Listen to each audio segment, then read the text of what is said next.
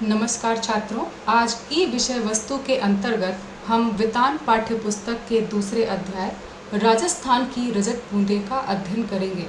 इसके लेखक हैं श्री अनुपम मिश्र। भारत भूमि विविधताओं से भरी है। इसकी भौगोलिक बनावट में जहां एक ओर बर्फ से ढके पहाड़ हैं, वहीं दूसरी ओर हरियाली से भरी वन संपदा है। कहीं लहराता सागर है तो कहीं रेत का सूखा मैदान। इस अध्याय में हम राजस्थान प्रदेश के बारे में पढ़ेंगे, जहां पानी की गंभीर समस्या है। आखिर यहाँ लोगों को पानी कैसे मिलता है? लेखक अनुपम मिश्र जी ने राजस्थान के लोगों द्वारा पानी की तलाश में की गई एक नई खोज से हमें परिचित कराया है। गर्म और तपते हुए प्रदेश राजस्थान में पानी की गंभीर समस्या है। पानी के प्राकृतिक स्रोत कम होने से राजस्थान वासी निरंतर पेयजल की समस्या से जूझते रहते हैं। यहाँ चारों ओर रेत ही रेत है। इसी कारण वर्षा का पानी बहुत जल्दी धरती में समा जाता है।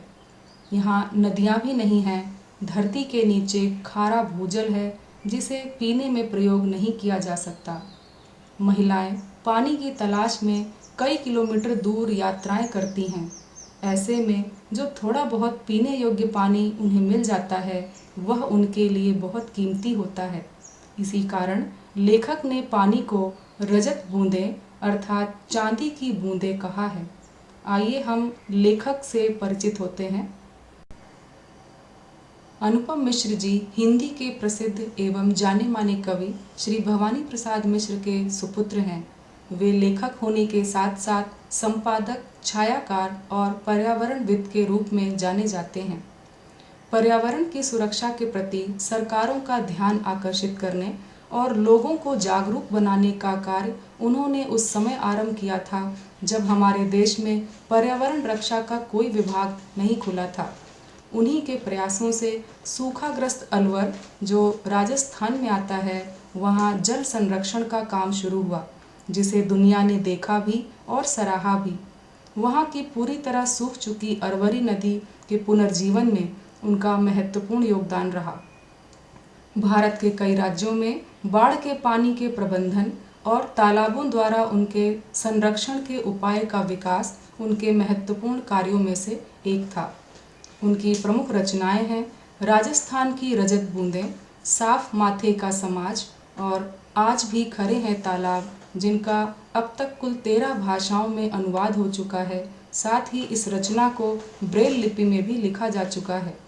उनके योगदान के लिए कई सम्मान प्राप्त हुए, जिनमें हैं जमनालाल बजाज पुरस्कार, जो आज भी खरे हैं तालाब रचना के लिए दिया गया। इसके अतिरिक्त इंदिरा गांधी पर्यावरण पुरस्कार और चंद्रशेखर आजाद राष्ट्रीय पुरस्कार आदि। राजस्थान के रेतीले इलाके में पीने के पानी की बड़ी भारी समस्या है। यह अध्याय राजस्थान की पानी की समस्या का समाधान ही नहीं, बल्कि जमीन की अतल गहराइयों में जीवन की पहचान भी कराता है। लेखक अनुपम मिश्र जी ने राजस्थान की रेतीली भूमि में पानी के स्रोत कुएं का वर्णन किया है। वहाँ धरती में 15 से 50-60 हाथ नीचे खड़िया मिट्टी की सतह पाई जाती है। इसी को खोजकर उसके ऊपर गहरी खुदाई की जाती है और विशेष प्रकार से चिनाई की जाती है। इस चिनाई के बाद खड़िया मिट्टी की सतह से बूंद बूंद रिस रिस कर पानी एकत्र हो जाता है। यह साफ पीने योग्य पानी होता है। इसी पेयजल आपूर्ति के साधन को कुएं कहा जाता है। कुएं की संरचना कुएं से अलग होती है। यहाँ हम देखेंगे कुएं और कुएं में क्या अंतर होता है। मुख्य अंतर है कुएं का व्यास अर्थात उसका घेरा चौड़ा होता है, जबकि कुएं का छोटा। कुआं भूजल को पाने के लिए बनाया जाता है और कुएं खड़िया मिट्टी में एकत्र पानी को पाने के लिए बनती है। कुओं का पानी प्रायः खारा होता है, जिससे प्यास नहीं बुझती, और कुइयाँ पीने के पानी के लिए बनाई जाती हैं। कुएं बनाते समय उसके मुंह को छोटा रखा जाता है। इसके 3 कारण होते हैं। पहला कारण है रेत में एकत्र पानी बूंदों के रूप में धीरे धीरे कुएं में इकट्ठा होता है। यदि कुएं का मुंह बड़ा रखा जाएगा तो कम मात्रा का पानी अधिक फैल जाएगा और उसे निकाला नहीं जा सकता। छोटे व्यास की कुएं में पानी 2-4 हाथ की ऊंचाई ले लेता है। पानी निकालने के लिए छोटी चड़स का उपयोग किया जाता है। दूसरा कारण है छोटे मुंह को ढकना सरल होता है और तीसरा कारण बड़े मुंह से पानी के भाप बनकर उड़ने की संभावना अधिक हो जाती है। इन्हीं कारणों से कुएं के मुंह को छोटा रखा जाता है। यह तो आप जान ही चुके हैं कि कुएं धरती के भीतर जमा हुए पानी को निकालने के लिए बनाई जाती है। यह पानी रेत के काफी नीचे खड़िया मिट्टी की सतह में एकत्र रहता है, इसलिए कुएं भी वहीं बनाई जाती है जहां खड़िया मिट्टी की सतह हो। यहाँ एक प्रश्न उठता है कि आखिर लोगों को यह कैसे पता चल पाता है कि रेत के अंदर खड़िया मिट्टी है या नहीं। इसके बारे में बताते हुए लेखक कहते हैं कि राजस्थान के लोगों ने अपने पूर्वजों के अनुभव से यह ज्ञान पाया है। यहाँ वर्षा के समय अगर पानी धीरे धीरे करके जमीन में जाता है तो इसका अर्थ है धरती के भीतर खड़िया मिट्टी की सतह है, लेकिन जहाँ पानी तेजी से धरती में समा जाता है वहाँ खड़िया मिट्टी मौजूद नहीं है। राजस्थान में चूरू, बीकानेर, जैसलमेर और बाड़मेर के कई इलाकों में धरती के भीतर खड़िया मिट्टी की सतह पाई जाती है, इसलिए कुएं भी इन्हीं स्थानों पर बनाई गई है। राजस्थान की धरती जहां बहुत कम मात्रा में वर्षा होती है, तेज धूप के कारण पानी जल्दी ही भाप बनकर उड़ जाता है। पानी के प्राकृतिक स्रोत बहुत कम हैं। ऐसे में खड़िया मिट्टी किसी वरदान से कम नहीं है। वर्षा का पानी जल्दी ही धरती में समा जाता है। इसी पानी को धरती के 50-60 हाथ नीचे स्थित खड़िया मिट्टी अपने भीतर सुरक्षित कर लेती है। यह साफ पीने योग्य जल होता है जिसे कुएं बनाकर निकाला जाता है। राजस्थान में कुएं कैसे बनाई जाती है इसके बारे में बताते हुए लेखक कहते हैं कि धरती के भीतर एकत्र एक विशेष प्रकार के जल जिसे रेजानी पानी कहा जाता है, उसे पाने के लिए ही कुएं का निर्माण होता है। इसका निर्माण करने वाले व्यक्ति को चेलवांजी या चेजारा कहा जाता है। चेलवांजी बसौली से खुदाई करके कुएं बनाता है। खुदाई के समय जैसे जैसे वह धरती के नीचे उतरता जाता है उसे तेज गर्मी महसूस होती है। काम करते करते कुछ समय बाद उसे भयंकर गर्मी लगती है और चेलवांजी का दम घुटने लगता है। तब उसे राहत देने के लिए कुएं से बाहर खड़े लोग बीच बीच में मुट्ठी भरकर रेत तेजी से कुएं के अंदर फेंकते हैं।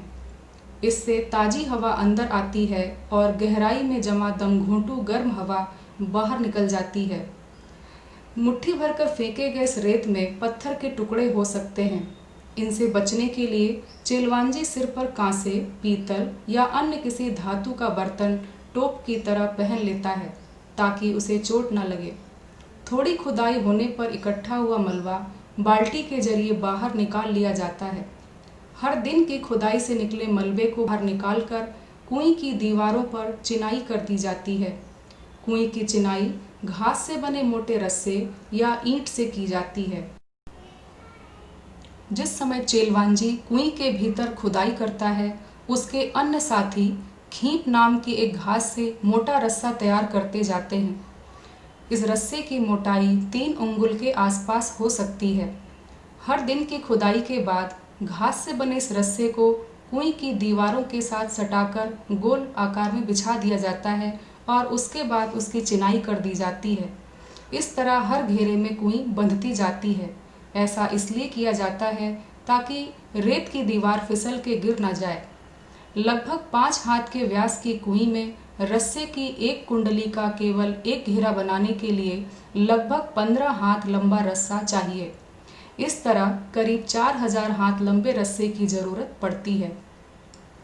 पत्थर या खींप न मिलने पर चिनाई का काम लकड़ी के लंबे लट्ठों से किया जाता है।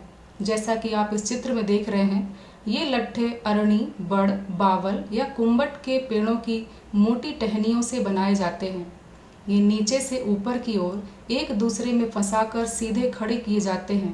और फिर इन्हें खींप की रस्सी से बांध दिया जाता है।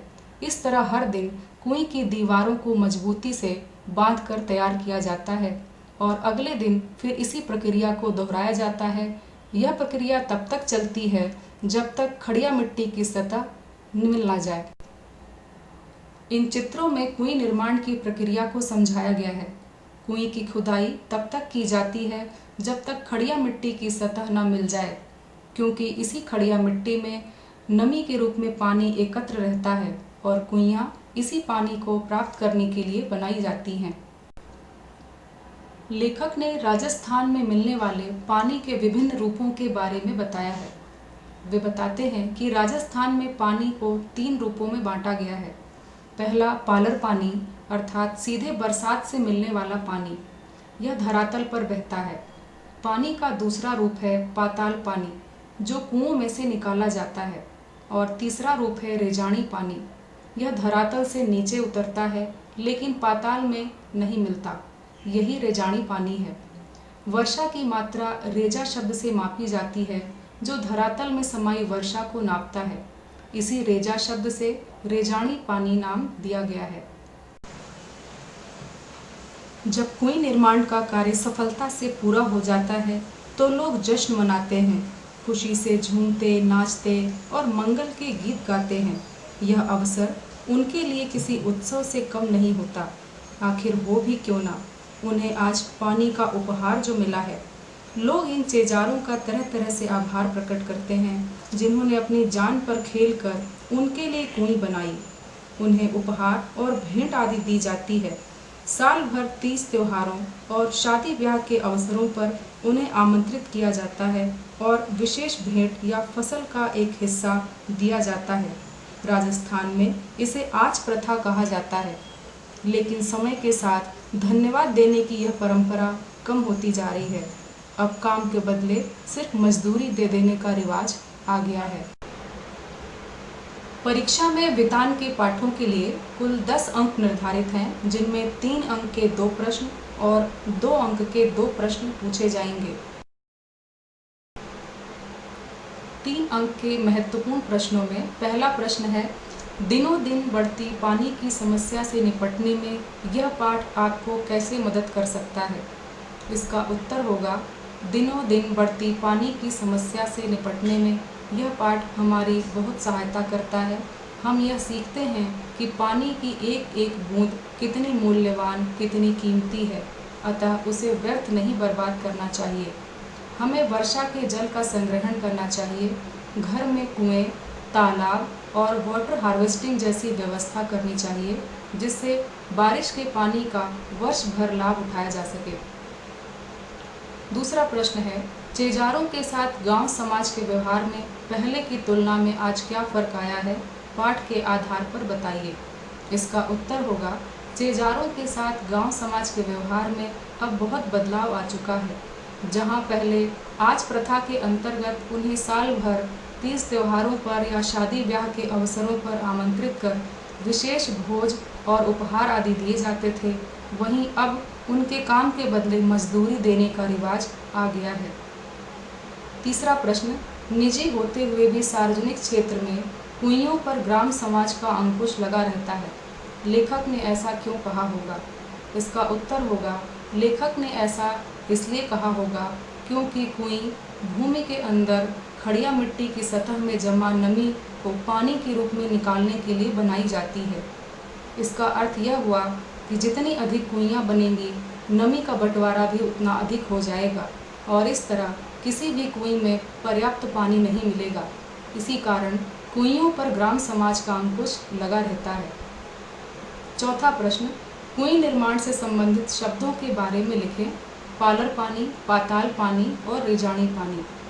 इनका उत्तर होगा, पालर पानी अर्थात सीधे वर्षा से मिलने वाला जल जो धरातल पर बहता है। दूसरा रूप पाताल पानी।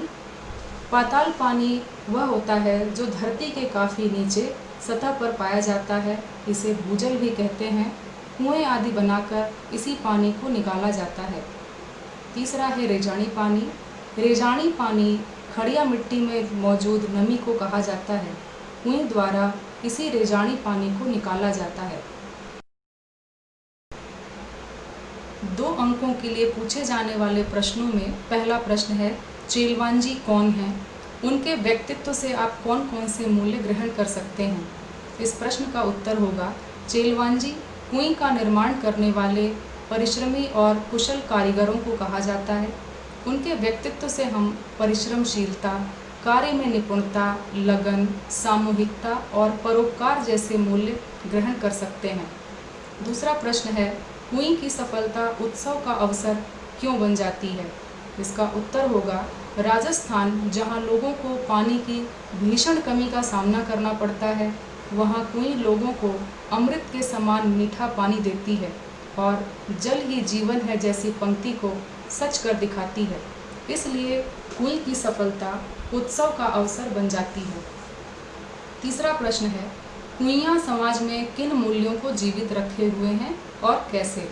इसका उत्तर होगा, कुइयाँ सामाजिक समरसता, समानता, सहयोग और पारस्परिकता जैसे मूल्यों को जीवित रखे हुए हैं। इन कुइयों के कारण ही गांव में एकता और अनुशासन जैसे गुण बने रहते हैं।